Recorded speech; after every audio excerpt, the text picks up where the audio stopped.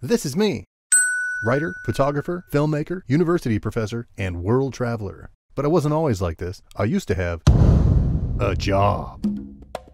That's right, I used to be an environmental scientist living in Alaska, but it wasn't enough. So I traded my suit and tie for a plane ticket. And I've never looked back. So welcome, and join me, Professor Kyle O'Donnell, as I take you along for the wildest, farthest reaching, longest running, solo indie documentary series in the world. I eat like the locals eat, travel with the natives, and even get sponsored to do the craziest things each country has to offer. Visit KyleO'Donnell.com for details, and bring the world to your viewers. Travel Geek Media, global culture captured. Welcome to Vietnam! Welcome to Mexico! Welcome to Borneo. Welcome to Myanmar! Welcome to Taiwan! Welcome to Thailand. Welcome to Malaysia. Welcome to Brunei. Welcome to Bulgaria. Welcome to Cambodia. Welcome to Georgia! Welcome to Laos! Welcome to Singapore. Welcome to Guatemala. So here we are in Hong Kong. So here I am at the Macau Towers. That's Turkey, right over there. Here I am about 2 or 3 clicks from the Greek border. Welcome to the French Caribbean.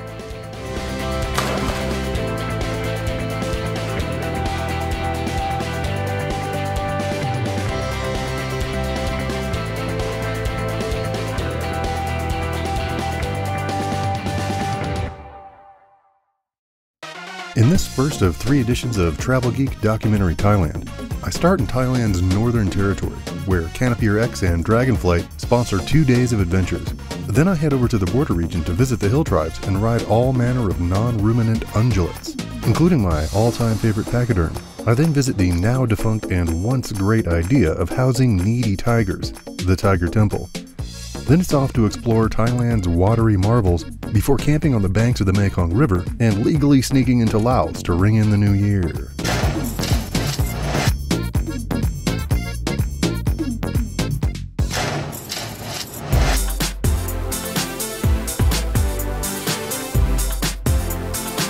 Starting off this trip with a bang, Dragonflight and Canopier X sponsored me to film their zipline adventures and ATV rally. That's just fashionable there. I know, right? That's lovely. I wonder what that's about. Is that for your protection or ours? What's that? This? They don't want sweat on their helmets. I can't recommend this company enough. If you're looking for a great time in Chiang Mai, find Dragonflight Zipline and book a day zooming through the trees.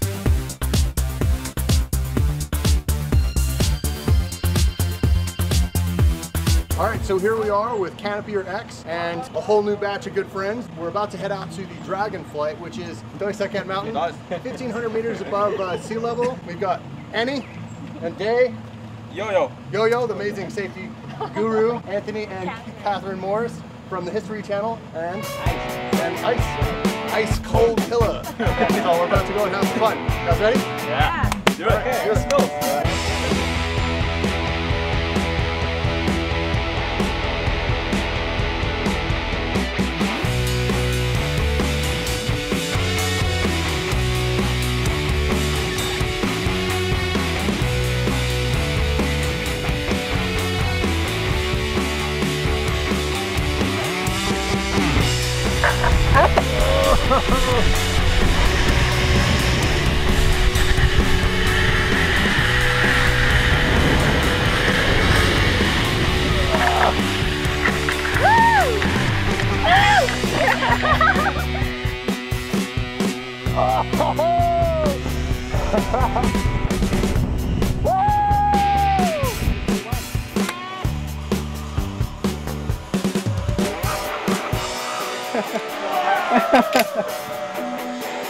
Speed up! Bombs up!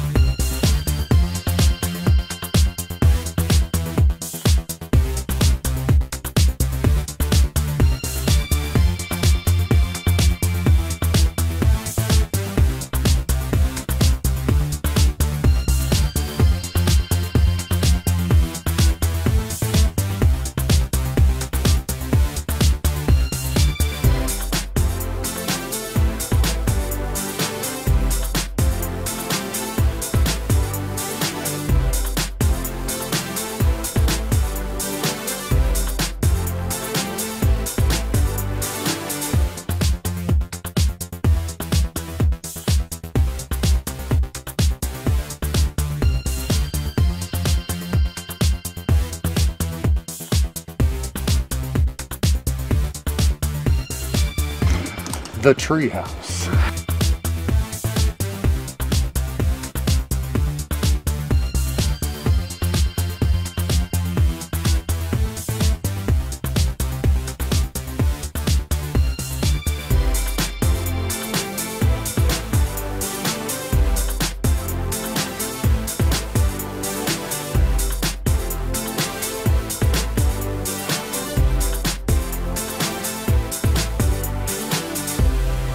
All right, so the final descent is not really a zip line. It's actually, we're gonna actually rappel down about 40 meters. And I think he controls the speed. No, I don't know. I need some instruction.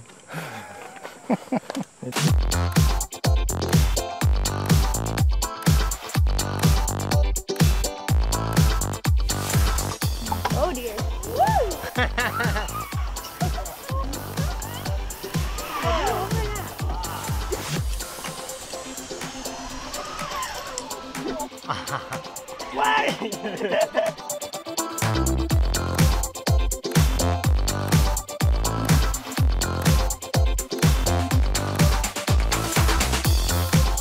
Ooh, it's like easing into a bubble bath. Ooh, ah.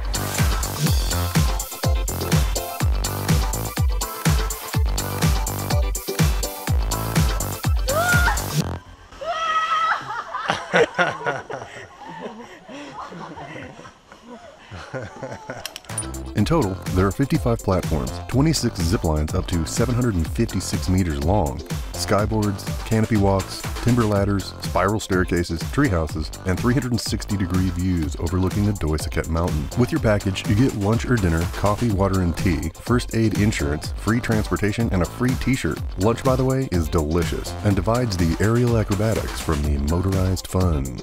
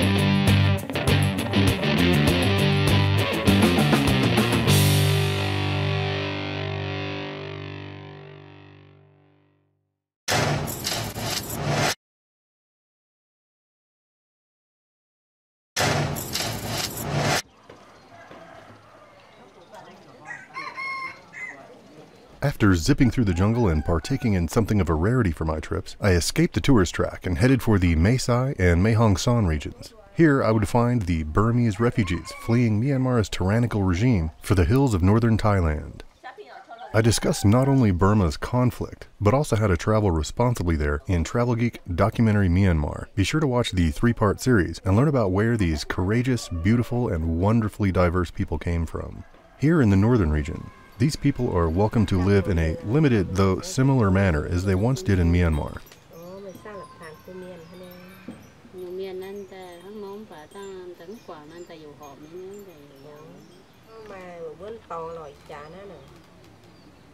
Though they've escaped the tyranny, however, they do not enjoy complete freedom. They do have refugee status, and for that reason, they're safe here for the time being, but they are not Thai citizens. And permanent residence, while easier to achieve than some foreigners, is neither easy nor guaranteed.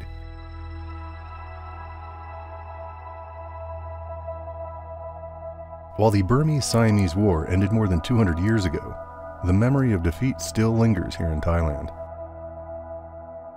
However, the Hill Tribe people aren't necessarily Burmese in Myanmar, just as they aren't necessarily Thai in Thailand. They do not consider themselves attached to the culture of their country, but rather as a collective of nation-independent montagnards that spans from southern China and Vietnam all the way to India.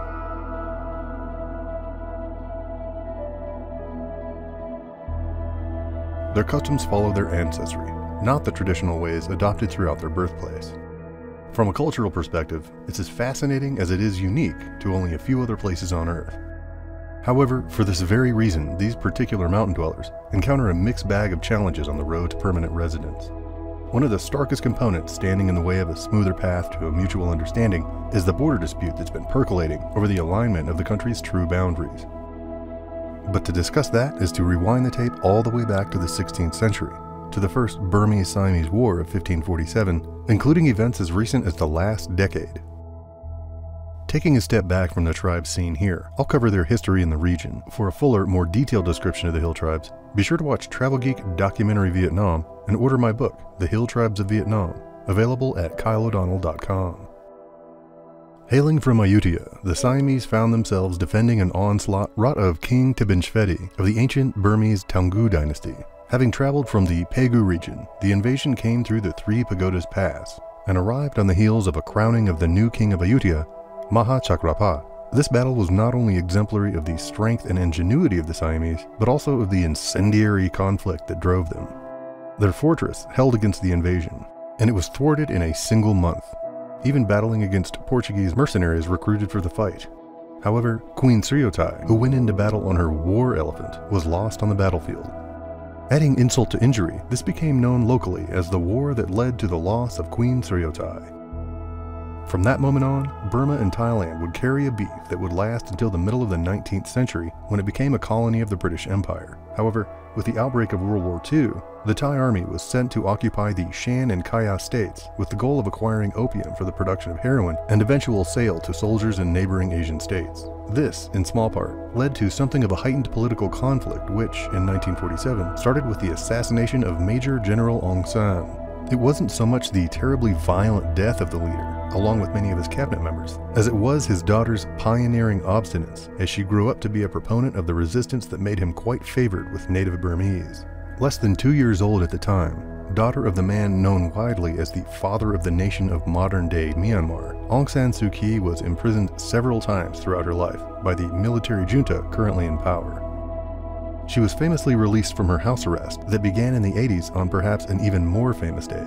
On the 8th day of the 8th month of 1988, a violent suppression of what came to be known as the 8888 Uprising found Suu Kyi a political prisoner after addressing 500,000 people at the capital's Shwedagon Pagoda. What followed has colored Burmese-Thai border relations ever since. The combination of Cyclone Nargis, destroying several prized temples in the region, the climate of drug production in the Golden Triangle, Thailand's continual call for Suu Kyi's release, and Prime Minister Abhisit Wajajiwa's refusal to impose economic sanctions on Burma, created a scenario that came to a head around the time of Suu Kyi's release in 2010. Shortly after the general election in November, skirmishes erupted between splinter factions of the Democratic Karen Buddhist Army and the Myanmar government's armed forces. At the time of filming, Thaksin Shinawatra, the leader of Thailand's junta, has seen increased violence along the border, which some say may escalate into civil war. Fueling the conflict, of course, was a 2016 crackdown on the Rohingya Muslims who forged attacks on the border police in the Rakhine state. This was, in no small part, a direct result of the Burmese government's 1982 institution of anti-Muslim regulations, refusing and even retracting citizenship to anyone unable to prove Burmese ancestry from before the year 1823. Offering aid to the Burmese people, Thailand has been a proponent of non-economic responses to Burma's military-led campaign of oppression, imprisonment, and even murder. Hopefully, peaceful efforts will continue, an era of peace will emerge, and the two countries can begin counting as many centuries in maritime as in conflict.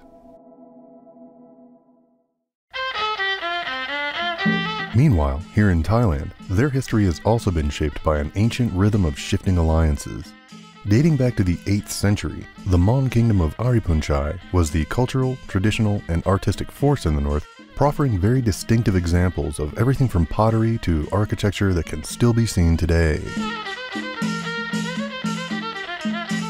True Thais migrated from China around the 7th century and immediately began uniting provincial strengths into what came to be known as Sukhothai, After relieving the Mon Kingdom of its reign over this region in 1238, it declared itself what Thais now know to be the first Thai kingdom, and by 1296, Chiang Mai was built as the bastion of its allied states. Rice, which was often the factor deciding the fates of Asian empires throughout the millennia, became the namesake of this powerful region as Lan Na Thai, or Land of a Million Rice Fields, was born, stretching from Kampong Phet in western Thailand to Luang Prabang in current-day Laos. Owing its success to a growing weakness in the Allied states in the 16th century, Burma opportunistically invaded, and the rest is history.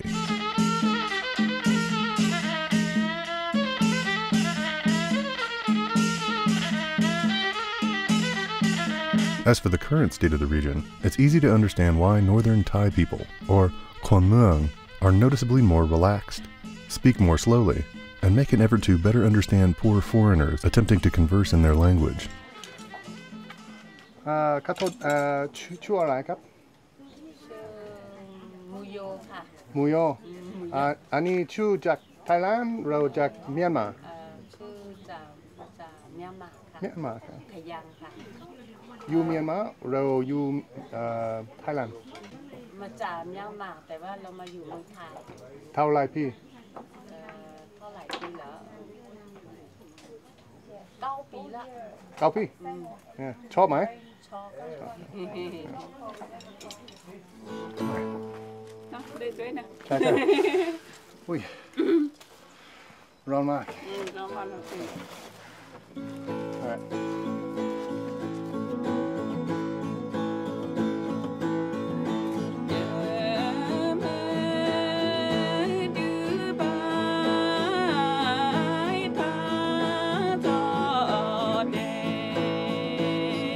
This may also be the reason that they tend to meticulous efforts like ornate orchid and butterfly gardens.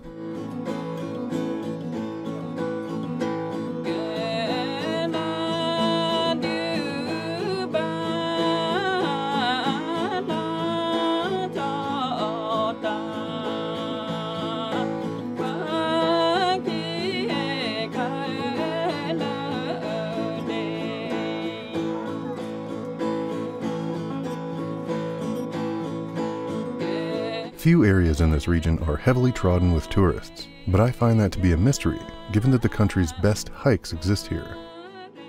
Come and visit the refugees and support their way of life in Mae Hong Son and Mae Sot.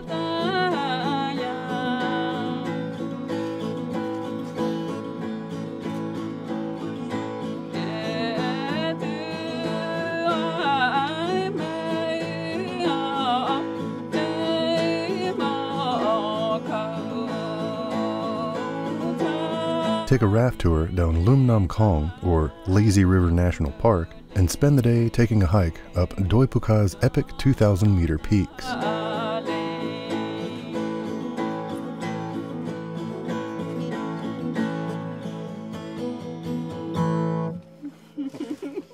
That was great. Oh.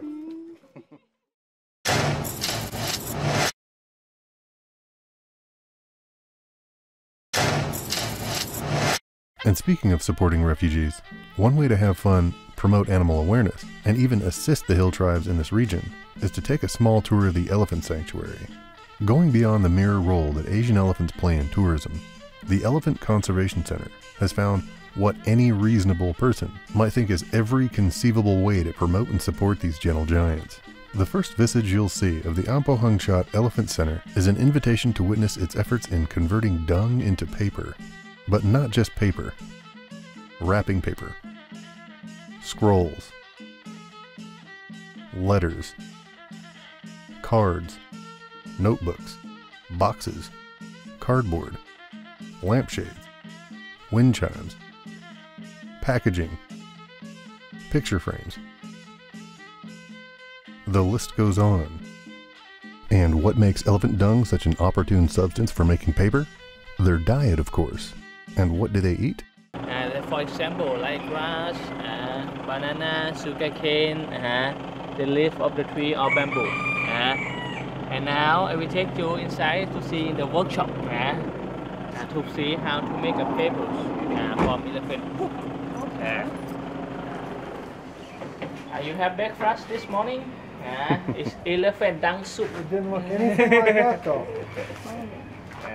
Okay, I will show you. Yes. This is the boiling. Boiling with. I will show you the caustic soda. You know caustic soda? Yeah. Caustic soda can get rid of the smell and kill the bacteria. They're boiling around 6 hours. If we want to change the color from dark color to bright color, we do bleaching by hydrogen peroxide, like change your hair. And after that, if we want to mix with the color, we do beating by this machine. Sometimes we put some red color, black color, green color. Mix in here, and after that we bring it here to make a bowl like this one. One ball per 1 sheet of paper. Like this one, you see how many gram? Like this one, 400 gram, 300 gram. Contain thin or thick paper. How many gram the paper you want? And after that, we bring it here. Mix in the basket here with the clean waters.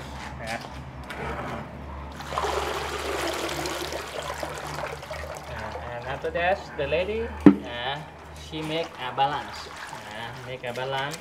Sometimes we decorate by the leaf or some of the flowers. Because this paper you can put in the wallpaper. And then she drop here around 15 minutes, and after 15 minutes she bring outside to dry with the sun for 1 day. And after dry, this is a paper. Okay, can you helping me take it off? Yeah. Okay. Oh, good job. You can smelling. No smell. No smell. That smells like paper. Yeah. Some smell. And after that, right? In here, they make products. For example, like a frames, right? Letters, cards, boxes, notebook for writings, white bags, and also boxes, but they have different size.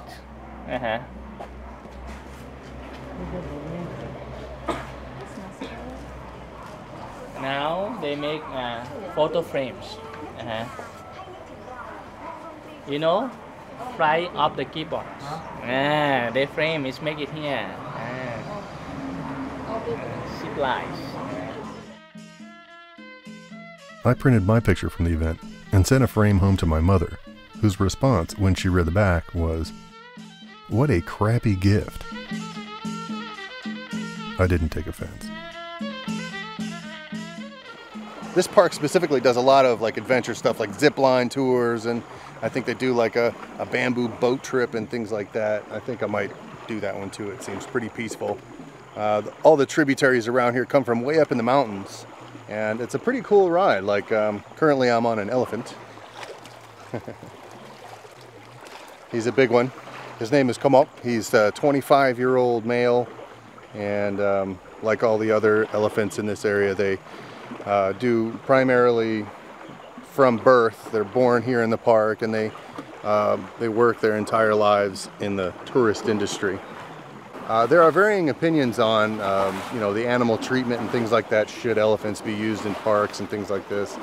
So regardless of what the general consensus is, unfortunately they hire people who aren't particularly trained in the art of animal handling or don't have degrees in zoology or anything like that. But my driver's like maybe 14, kind of looks like a little rascal, and you can kind of see him tapping on the skulls of the animals, and you can actually hear it. It's not the most pleasant sound in the world.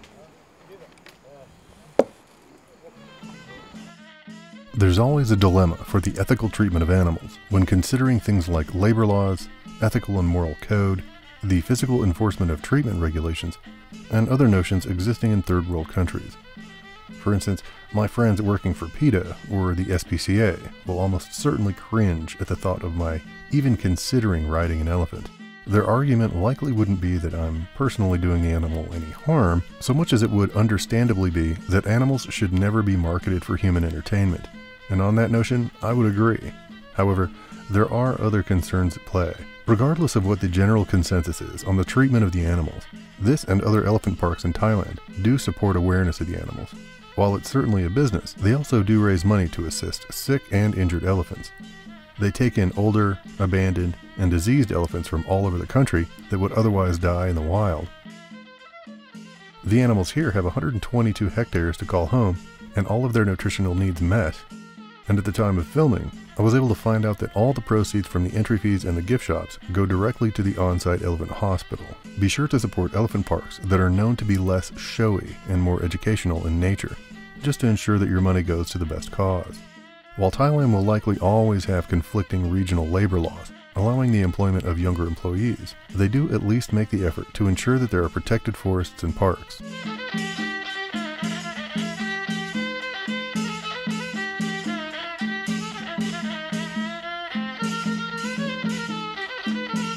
And yes, there's also something super warm and fuzzy that happens when you see an elephant play soccer and paint a picture with its trunk.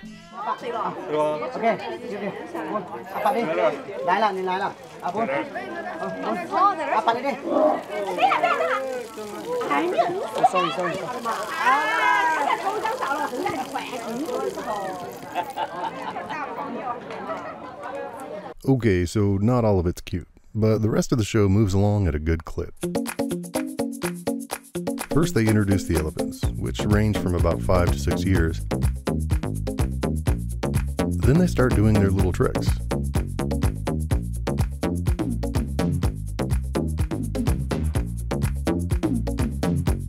Of course, you can't have a show without raising the flag.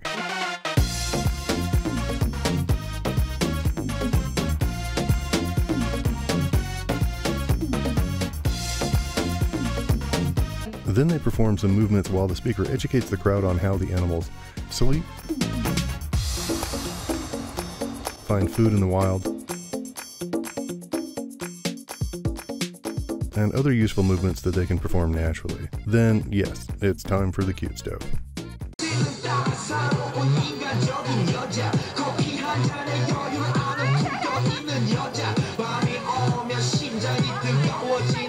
One, two, three, go! Okay, yes. Alright, so you have to see that how to do it. Yes, okay.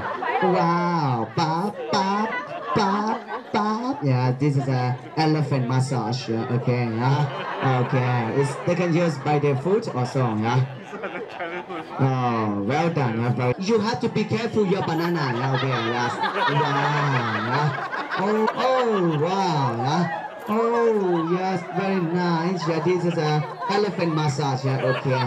Holiday elephant. Yeah, elephant they have to stand. Yeah, you see that elephants they know. Yeah, wow. Yeah, and then so they put on your head. Yeah, all right. Yeah, okay. Yeah. Oh yes, yeah, okay. Yeah, they can do that. Yeah, and then so let the kids. Yeah, let the kids. Yeah. How about your camera? Is good? Yeah. Okay. Wow. One more, please. One more. 1, 2, 3. Wow. Yes. Oh my Buddha. Yeah. Oh my Buddha. Yeah. This elephant. Yeah. They can do like that. Yeah. Thank you. Yes. ขอบคุณครับขอบคุณครับ Yes. ตับรึ Yeah. Okay. Yeah. My favorite part of the show was when the elephant drew a picture of a tree. This, while simple and likely completely trained out of routine, was still completely fascinating, since I can't imagine another animal that could be trained to do this. Outside of apes and monkeys, there are probably no other animals with the apparatus necessary to do it, but beyond that, it drums up all kinds of other questions, like what level of trunk-eye coordination is necessary for this kind of calculated movement? And beyond its entertainment value, what else could they be trained to do? Like, was this a part of some ancient training ritual that they had the elephants do in battle by swinging weapons at certain targets? The mind wanders.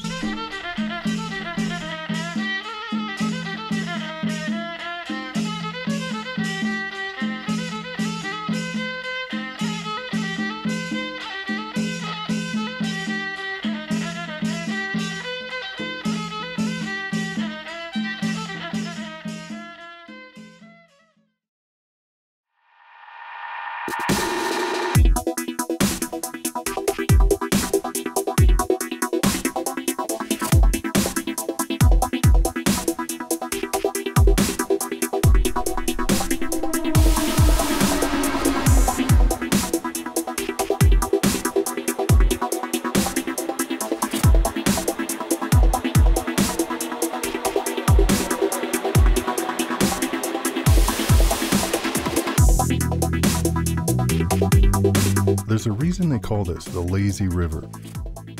There's not a lot of interesting sights along the trip if you're not paying attention to what's around you. For instance, there's no shortage of teak, Asian redwood, and cherry trees in the heavily forested banks. Further upriver, there are bungalows, and about a half an hour down from the headquarters of the Mae Sam Lep, there's a patch of dry season white sand beaches known as Ha Tang Khao. This abuts the park headquarters of the Lum Nam Kong National Park. I suggest continuing up the river if you can pay a guide to take you all the way down to Mae Sariang, adjoining the tributaries of the Mae Nam Salaween to the Karen villages and Mae Sam Lep. It's pretty close to the border with Myanmar, and back in 2006, the idea for a new checkpoint sprung up to promote trade and tourism between the two nations. For now, it's off to visit a now defunct and highly polarized site in Thailand's northern region.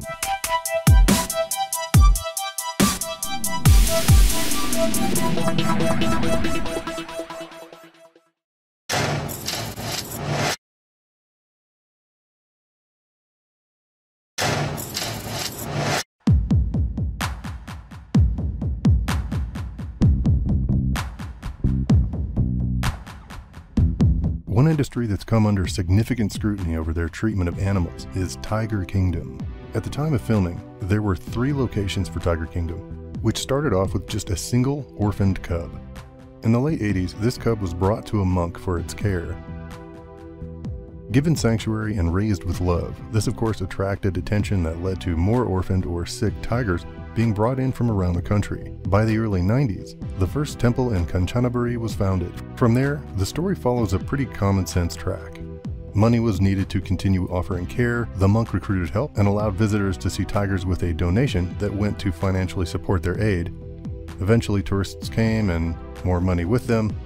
Given that they were raised in captivity and seemed tame, at some point someone wanted their picture taken with the animals. This brought the opportunity for even more money, and eventually the popularity of taking snapshots with Asia's most prolific hunter expanded across the globe. By that time though, the tigers had begun doing what tigers do and made more tigers. Eventually, another location was opened up to house the overflow of hand-raised cats, promising tourists the rush of being up close and personal with these gorgeous creatures, and the rest is history. Since that time, however, the park has seen some stark scrutiny over its treatment of animals, which first prompted public investigations and eventually secret ones that revealed some pretty horrifying results. Between 2010 and 2016, covert inspectors documenting their findings both on the premises and by following people with known associations to the organization found that the parks were engaging in illegal trafficking of both the animals and animal parts, forging documents required by animal husbandry regulations and international law, and even confirming that the parks were drugging the animals. However, the fatal blow for the parks came in 2016 when 40 baby tigers were found in a freezer.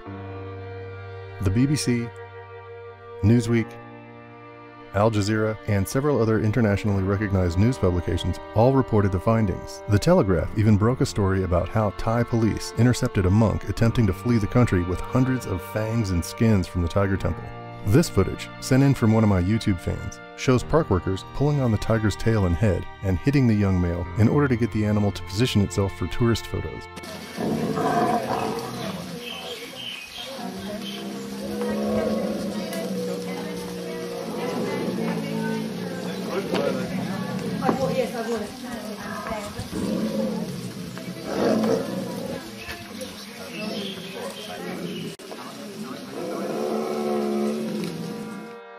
Unfortunately, what started as a genuinely great idea, a sanctuary for endangered wild cats, turned into an industry all its own. The factors contributing to its annual intake of millions of dollars include Thailand's at-your-own-risk mentality, its incredibly hands-off system of regulation, its deep love for the tourist dollar, and of course, its reputation for entertaining precarious and even downright dangerous activities.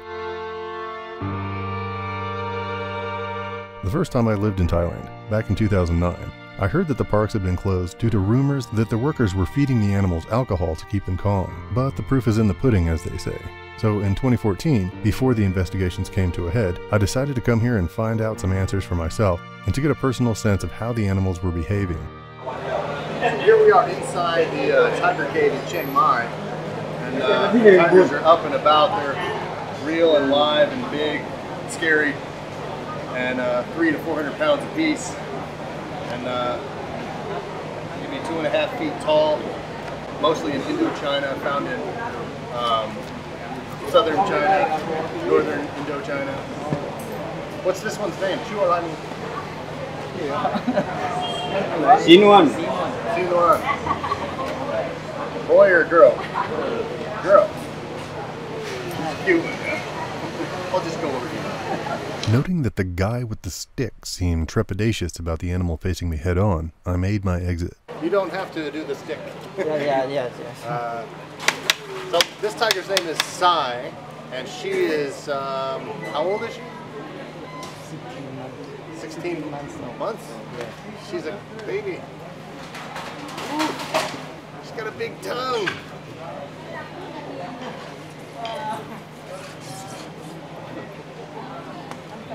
It's wild touching them. You can feel there's solid meat, solid muscle, you know?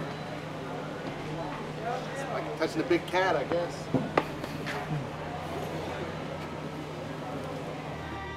I certainly don't take this kind of atmosphere lightly.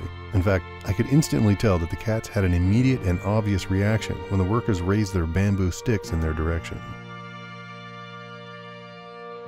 Given what I know about the Asian mentality toward animals in general, which is to say they more or less define them as either useful, like cattle or livestock, entertaining, like cute fuzzy puppies, or unuseful, like bugs and varmints, I can't actually say that what I saw here was unexpected. The workers did in fact hit the animals with bamboo shoots, and generally made a demonstrative presence of themselves. For my Western viewers, think of watching an old school television. If the screen gets staticky, the first thing most people do is smack it and see if the signal changes. Now assume that everything that is not a human being is just like that TV. It can be owned, sold, thrown away, whatever. Whether or not this fits your moral code, we have to remember that this is how we humans have been treating our environment for 99% of our existence. It's going to take a little while for everyone to get on board and understand that there are sentient beings outside of what evolved beyond Homo sapien erectus. Nevertheless, now that I've been to Tiger Temple and seen the investigations prove the allegations of abuse, I can absolutely recommend that you avoid this place on your trip to Thailand. Please do not visit this or any other park that promises face-to-face visits with tigers. By doing so, you are now fully and provably aware that you are supporting the abuse of an endangered species.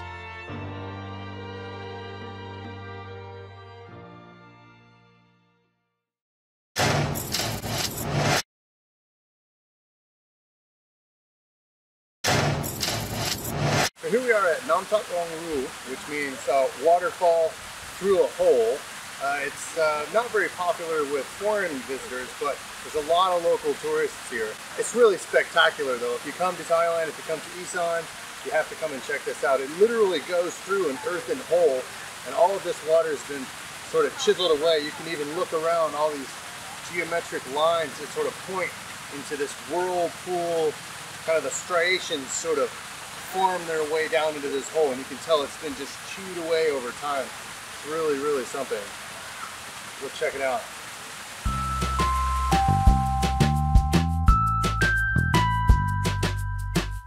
As waterfalls go in Thailand, this one is actually not that impressive. That's not to say that it isn't awesome. I mean, it's a waterfall that flows through the bottom of an archway. That's pretty damn impressive. It's just that Thailand has such crazy awesome topography in general that it naturally follows that Thailand's particular concentration of gravity-fueled aquatic spectacle is, simply put, world class.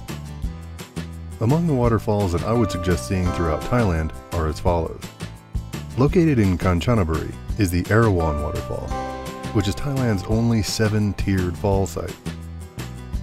Creating probably the most appropriate location for meditation in the entire country, The 40-meter wide Kalong Lawn is dotted with Buddhist shrines in every direction. Be careful walking through, however, as you may actually bump into a monk in the midst of his own personal journey toward enlightenment. Find this waterfall in Kampong Phet. Ma Ya Waterfall in Chiang Mai is nestled in a forest just an hour outside of town. To get to the falls themselves, you'll pass by elephant and monkey sanctuaries. It's undoubtedly the most gigantic waterfall I've seen in Asia. Its lily pad tears cascade in what seems like a scene right out of a movie. But probably the #1 choice for me, because it's the least touristy one I've ever been to, is just outside of Suratani in the south. The name of the falls is Dat Pha, and I shit you not, there are flying lizards there.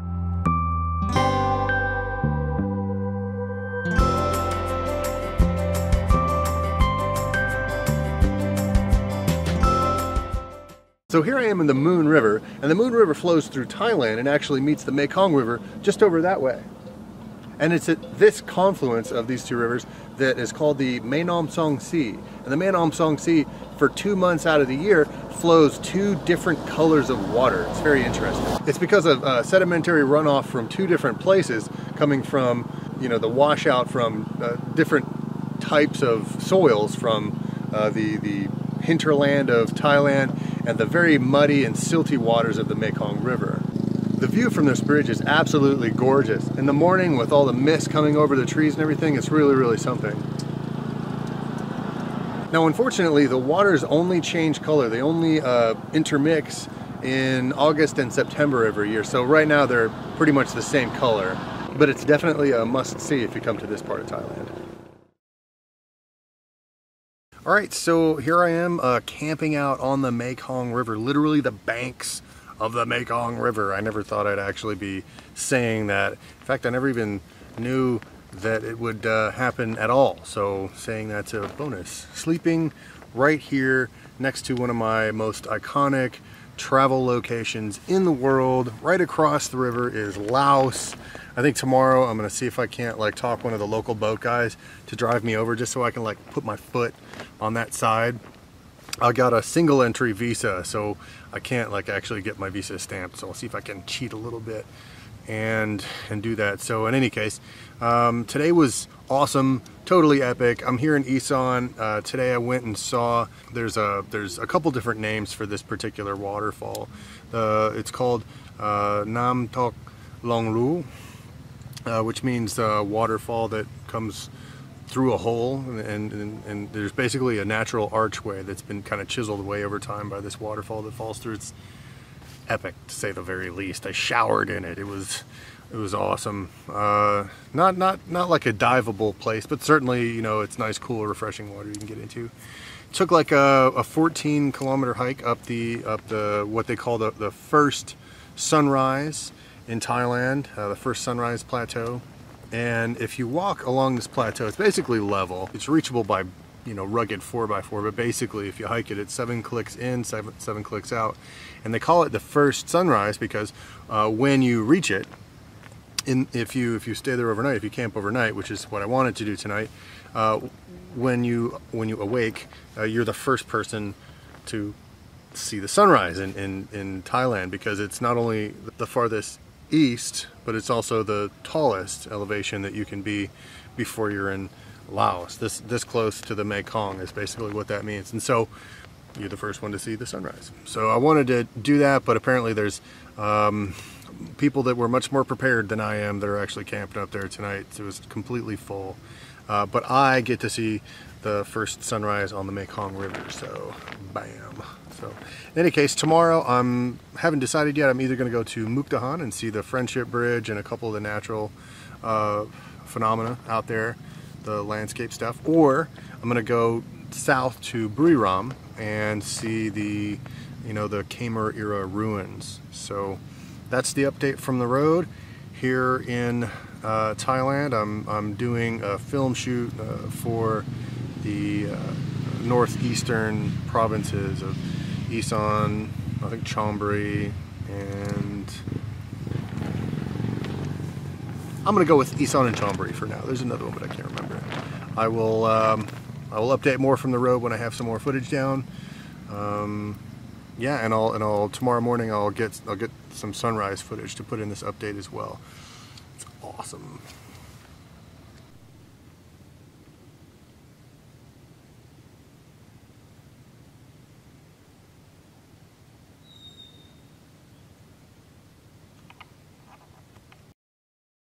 Shooting the mist-shrouded Mekong the next morning was everything I hoped for. For the full album of images, go to kyleodonnell.com and find the Thailand gallery. When I said that the Mekong was my favorite river, I meant it. I talk a lot about it in Travel Geek Documentary Cambodia, where I shoot the endangered Mekong dolphins just outside of Krache. It's not the world's longest or fastest river. Though it's the 7th longest in Asia, there are 11 other rivers filling those spots globally. This one is only just over 4,300 kilometers in length. I think I like this river the most because of the countries along its transboundary banks. Its seasonal increases swell both activity and biology in every country it touches. It gathers its headwaters from the Tibetan Himalaya and travels through Myanmar, China, Thailand, Laos, and Cambodia before forming the Mekong Delta in Vietnam. Coming in at 2nd and 3rd place, I would say, are the Amazon, which I visited before my time making films, and the Colorado River, where I just finished filming Travel Geek Documentary Southwest. I wasn't able to get over to Laos as I had hoped, but I did get over to the border crossing and shot the bustling market that caters to all travelers from the region. So here I am just outside of Pak Se. I actually tried this morning to get one of the local boat guys to sneak me into Laos just for like a minute so that I could put my foot onto Laos and not have my passport stamped in the process. Yes, it's illegal, but I got around that just by doing this, by coming here. This is actually the border trade market, supposedly between Laos and Thailand. However, it's actually in Laos. So, you know, if you come here just before you get to the border crossing, which is the land crossing closest to Pak Se, which is I think 40 kilometers into Laos, you can just come right here and, you know, buy stuff on your way in or on your way back or whatever. It's pretty cool. I get to have my New Year's in 2 countries. Yay!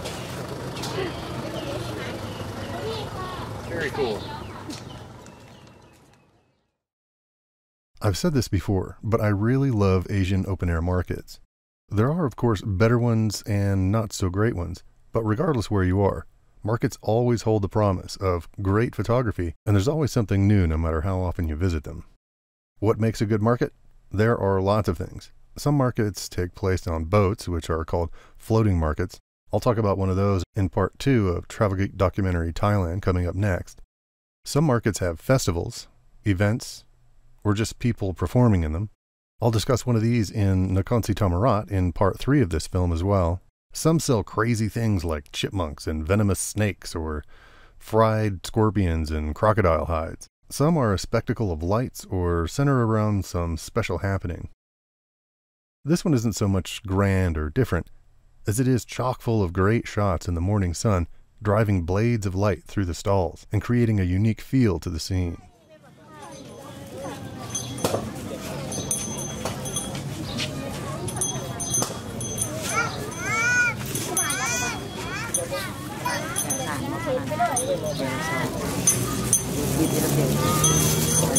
เป็นเท่าไรปี สวัสดีครับเชิญๆแล้ว 4 ปี ปี ครับผมตอนนี้น้องดีโดครับ No, I'll just give you some money.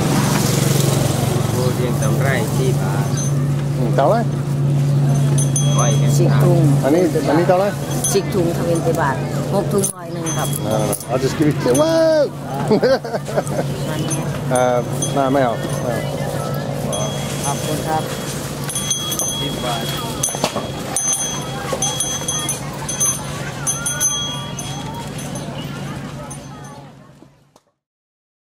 Thank you.